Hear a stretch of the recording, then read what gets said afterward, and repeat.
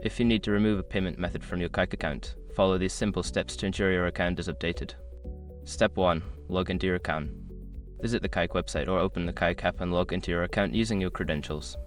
Step 2. Access account settings. Once logged in, navigate to your account settings.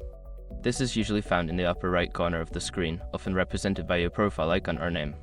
Step 3. Go to Payment Methods. In the Account Settings menu, look for an option labeled Payment Methods or Billing Information. Click on this option to view your saved payment methods. Step 4. Select the payment method. Identify the payment method you wish to remove. There should be an option next to it to edit or delete the payment information.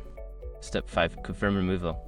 Click on the Delete or Remove option and confirm your choice when prompted. This will ensure that the payment method is successfully removed from your account. After completing these steps, your payment method will be removed from your Kayak account. If you encounter any issues, consider reaching out to Kayak customer support for further assistance.